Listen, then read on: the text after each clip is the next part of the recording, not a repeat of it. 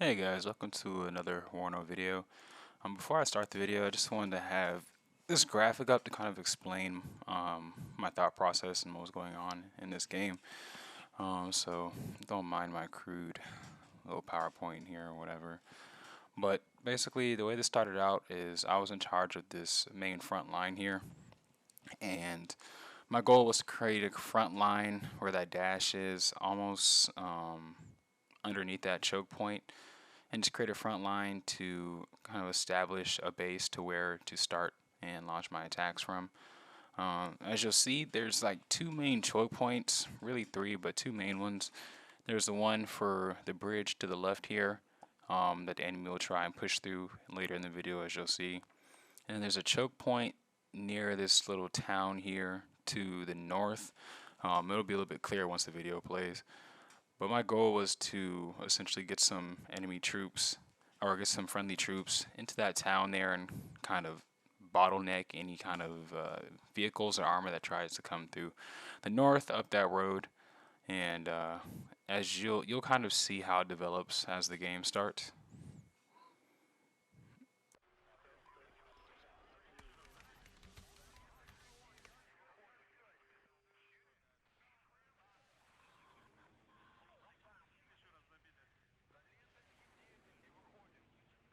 So seeing that it was a really kind of condensed area up here, I didn't want to use long range AA because it's just the line of sight isn't that great, and I mean it's pretty forested. So I decided to go with some infantry anti-air, some Strellas, and put them up in the front of my I guess front line that I started to make here. And it's a lot better because it's a little bit more mobile. You know, they can fire on the move, and they can also conceal in buildings, which gives you a better anti-air net near the front line, which you'll always want to have. So I decided to go that way instead, since I wanted more mobility and I wanted to take advantage of these forest and town area, which was a good choice because now they can keep their recon at bay. So, as you can see, this would be a pretty scary sight with the enemy coming in such high numbers in IFVs. But seeing this, I recognize. Matter of fact, let me turn them off so we can just see it from my point of view. So I see the enemy was pushing a lot of units through here, and I knew there would be light units, especially with such a high amount, which is why I opted to have some support helicopters to support my infantry, just in case they tried to spam vehicles or overwhelm myself over here on this side. So now you can kind of start to see this front line that I'm making start to form. Have my infantry and support right here, just guarding this roadway as a choke point. T-55s in the forest to support my infantry, and then some BMPs from the IFVs sitting in the forest that I'll redistribute based on my needs.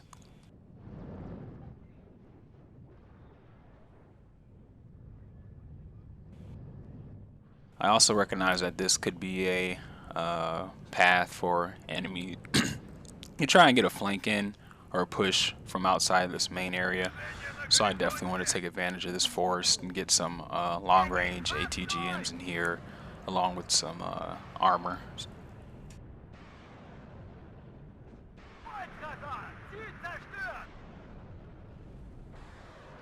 Now, given how easily they were able to move across this bridge here with no opposition, I knew this would be an issue.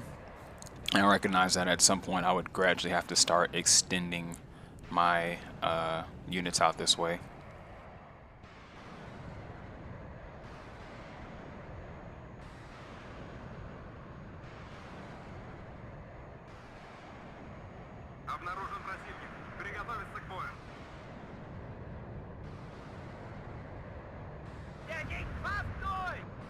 So as you can see, I'm slowly starting to move some more BMPs out here because I'm going to try and stretch them along this x-axis here and move into this forest area and slowly try to take this area.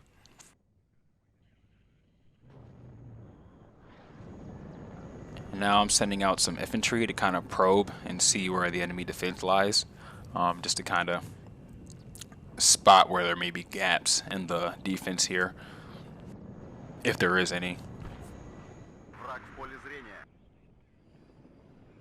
One thing you want to do, especially when it comes to micromanagement, it can be really easy to lose track of your units. So I like to kind of give myself some supply areas, some forward supply bases. So I'll stack my supply units in an area, so I know that, you know, for this side, this is where your fob is, and for this side, this is where your fob is.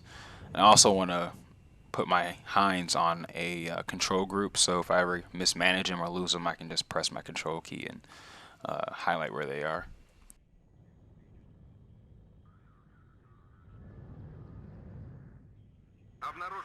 So now, as you can see, I'm slowly starting to send out some probes, some forward recon here, just to see what's going on, where the resistance may lie.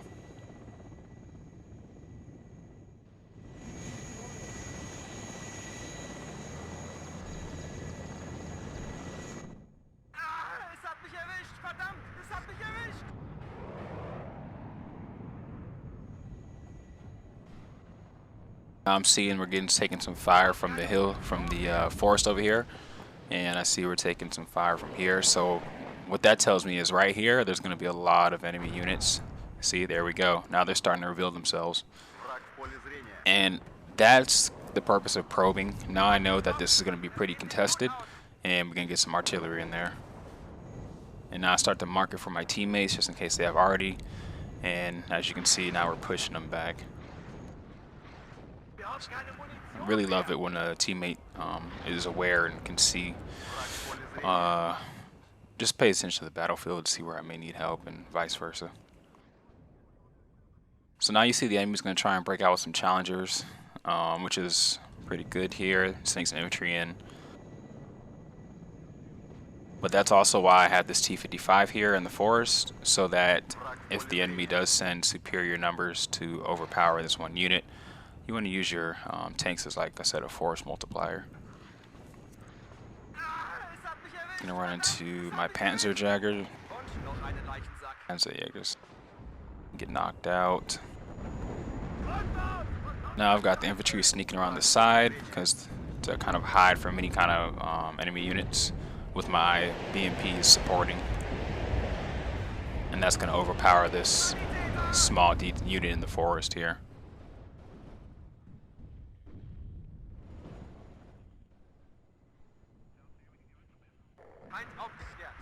You can kind of slowly start to see how we're gradually pushing into this forest and pushing them out of this area and getting rid of this real estate that they previously had.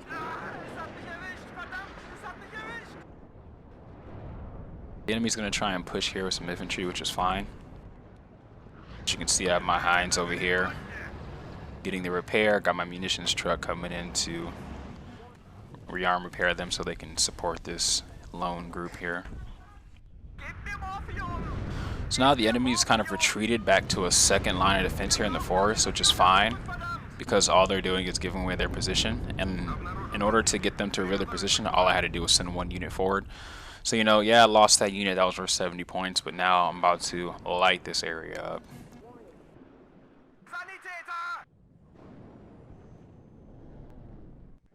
I also take note of the fact that my teammate isn't really controlling.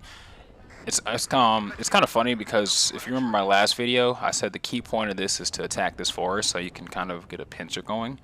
Well, my teammate attacked the forest, but now he has nothing in his fixed point here, so he's gonna get pretty badly beaten here if he doesn't take control of that. And now, as you can see, they try to push some armor, and it's just not gonna happen. This is where you want to use your ATGMs. The distance is perfect for this. Before the tanks can actually close in to get into this front line, they have to bypass the ATGMs, and that's a good buffer. And then when they do bypass it, they get hit with the T-55s. So it's a pretty layered defense, which is really good. And over here, now our teammate is helping, and he is blasting this area with artillery. Let's see what kind of effect that's having.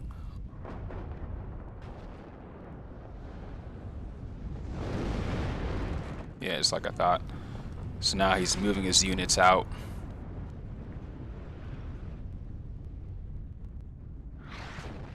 Now I start sending one unit forward just to see where the enemy is, see where the fire is coming from.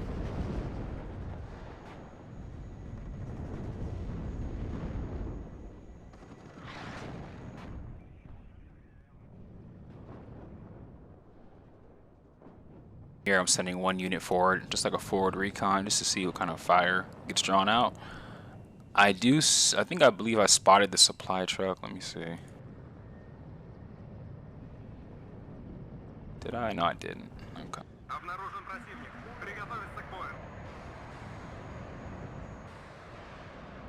I move my hind into position over here to act as some support for my infantry, just in case they are outnumbered.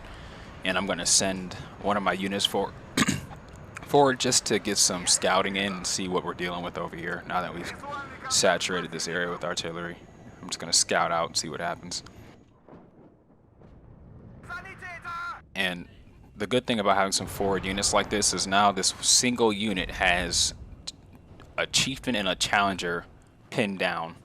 And this is helpful because now they're taking damage, they're getting routed, and then I can save this unit, take it out the building, pull it back, supply it if need be, and then put another unit in its place. So I've effectively stopped their forward progression here with just one unit. So they point-wise, that's a better trade for me.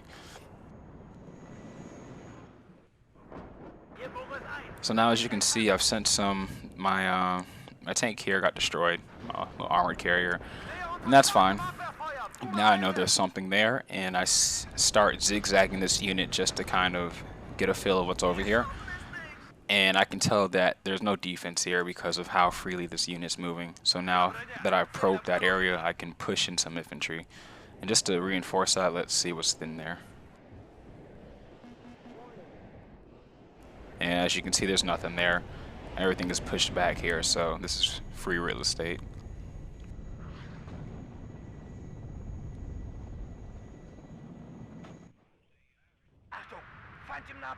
And the chieftain's done. Yep. So it's really important just to establish a front line. You can clearly see my front line here, you know, going along this area, pretty solid. And then from that front line, you want to then kind of bounce into your next phase of your attack. So now I can start to probe, see what the defense is looking like, you know, artillery, some of this forest area like right here, and slowly get some more units in. This is honestly a great help to my teammate because he was getting pincered here. This is great mutual support from both our points because we were really helping each other out here. Because he was going to get pincered from this bridge, but now that I cut off this route, I cut off this ingress for the enemy team, they can't use it. So now effectively he went from getting pincered and pushed in to now we're coming inwards and cutting these guys off. And eventually they're only going to have a single point to come through. And you'll see as the game progresses how by taking away this area from the enemy team, my team's able to push and secure this.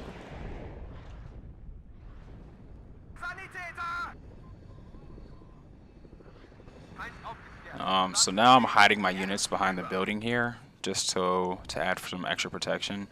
Sometimes you'll want to put your units in building, but I think it's kind of detrimental because now they can hide behind the building, and if a unit gets close, they won't see him until they're right on top of them. So now I have my recon helicopter coming in, and I mark all these positions so I know what I'm looking for. And then I have my armored carrier here probing just to see what the enemy's defense looks like and finding any kind of holes in it. This push is going very well. Looks like he's sending in a lot of air units. Yeah, he's trying to reinforce that side heavy.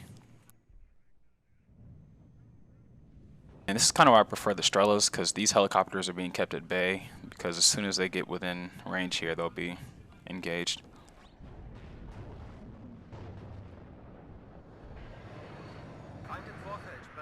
Oh, came off.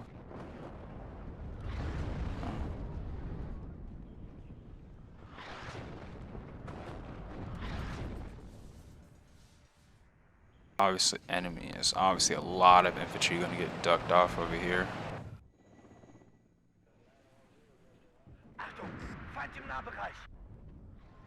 If you guys remember, if you watched my last video, I said this part of the town is going to be really infantry heavy, so armored vehicles won't play too much of a part, and as you can see, my teammate recognizes that, and it's just nothing but infantry going door to door here. So understanding your area of play is key in this. He's going to try and move some tanks through here, and it's just not going to happen. I've denied this bridge here, so it's nothing's coming through there.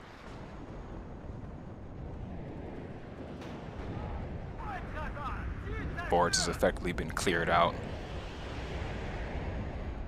Great mutual support with the helicopters. So now that I've effectively cut this part off and he can't get anything in here, I'm going to start slowly inching forward here and just completely take it. Even if he did drop a lot of infantry in this area, it won't matter because we can just support it with artillery and helicopters, so that'll be fine. Infantry is good when it has mutual support, but by itself it's pretty useless. And you also want to do your best to preserve your units. So my units take a pretty good beating. They've done their job. They've contested this area, so now he has to think about it and approach it a little bit more carefully. And I'll just bring them back, bring in a supply truck, replenish them, get their strength up, and push them back. So it's not a battle of attrition that you want to fight, but you want to preserve your units and make him lose his.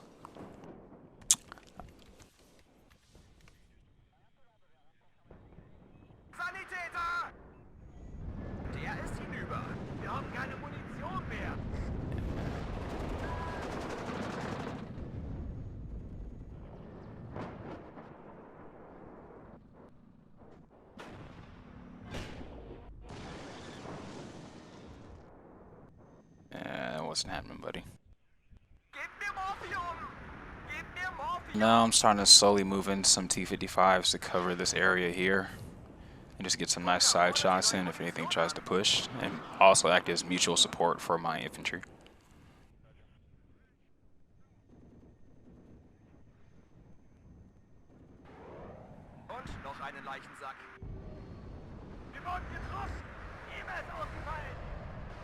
What he did with these helicopters, I'm assuming he dropped infantry there.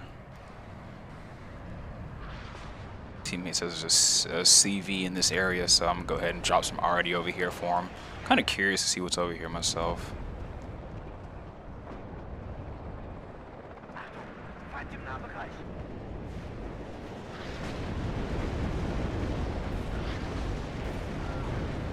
He was actually over here. I don't know what the Black Hawk rush was earlier, but it just did not do anything for him.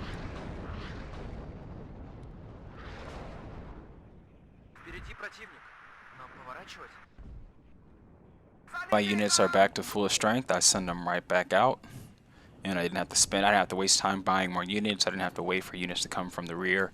I've got my same units out there, and slowly diminishing his units while saving mine. Now I noticed they're going to get overrun by the tanks here, and I don't want to waste units just because I have them. So I'm going to pull them back, hopefully bring in some more armor and some helicopters or anti-tank, and just support this infantry. Yep, there they come. If they overpower you in the area, you know, just let them have it. Also got my artillery coming in.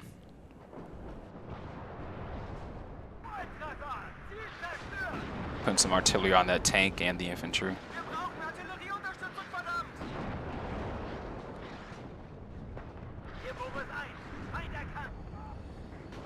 People won't really pay attention to their units, so I might be able to get away with taking out this chieftain with just artillery.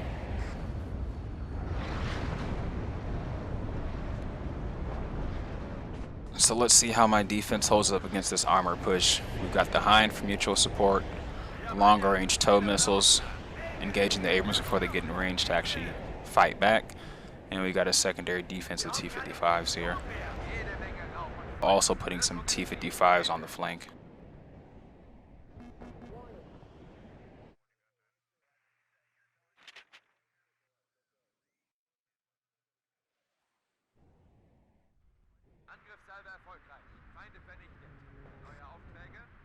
can see that push pretty much ended there. He's not going to be able to get in here. Behind takes some damage. You know, I have my forward operating base here, and I just send my hind back to get some much needed repairs and exchange him for his wingman here to continue that mutual support. And like I said earlier, now that we've effectively cut off this reinforcement point here, it's effectively being cut off. Now the enemy, as you can see, has no choice but to reroute to the left and come in through here. And since my teammate has pretty much massed at this fixed point here, they're going to be bottlenecked trying to come into this area of operations, and it's not gonna work. Teammates got some heavy T-80s coming in, some pretty good, really good units, and this player here is just going to be stuck. It's going to be a wrap. And that's good situational awareness and good mutual support. So kudos to this guy. He did a great job, him and I. I recognized the issue with this breakthrough, cut that off for him, so he's free to focus on moving forward and not worried about his flank, which is also why I wasn't really too fixated on pushing out of here. I recognized that I was going to have to redistribute some of my forces to help here. So I just put a little bit more effort into my defense and with just some probing attacks to see what kind of options the enemy was running. And here we are.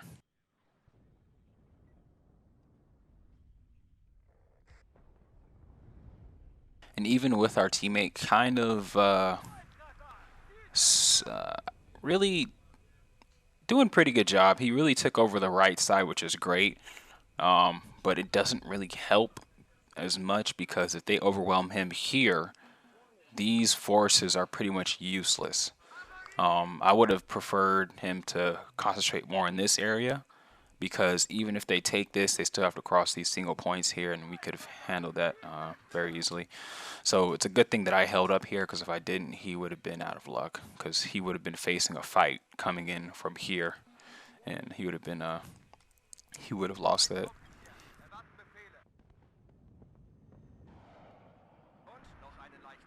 I love this Strellis.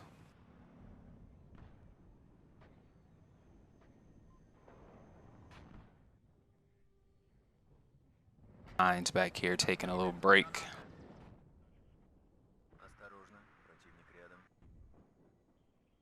And now that I know this side's secure and I've got these units in place, I'm not really worried about it anymore. I kind of leave the rest to him. All he really has to do is just pretty much keep the artillery up on this side of the river, and he's fine. Enemy air isn't too much of a problem. They just really have no effect.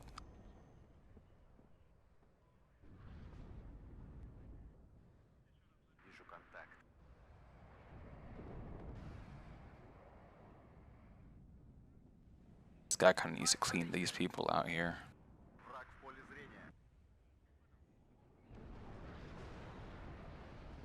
See, he has some anti-tank coming in. I don't want to press it with my T-55 because I'll be outranged for the first bit.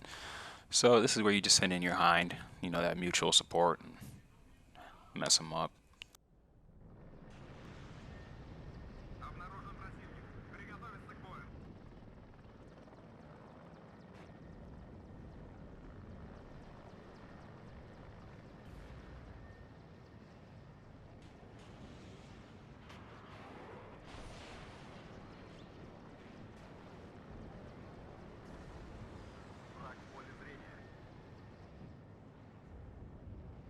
That's a good hit. So now that my hind is getting, oh, there we go, takes him out. Mutual support 101.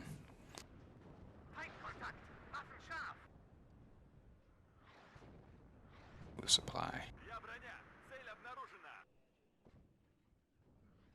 I was gonna try and cross this bridge, just not gonna happen.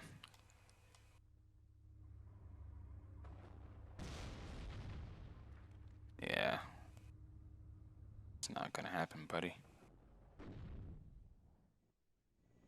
Once you get in a situation like this, you're not gonna break through.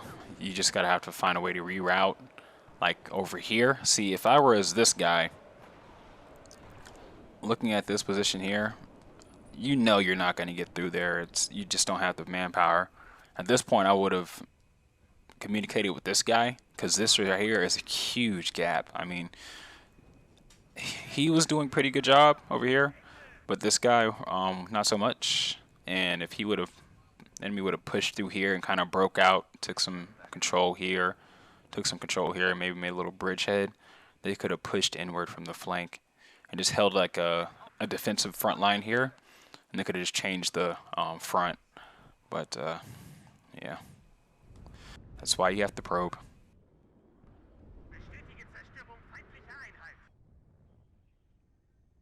Now I'm getting pretty confident. I've sent out some units to kind of probe ahead with my recon, and now that opens up some room for my tanks to open fire. I also stacked my tanks like in a single column, almost kind of an echelon right. So when these units fire, all I need to do is smoke with this one tank, and it prevents all of my tanks from getting hit. And bam.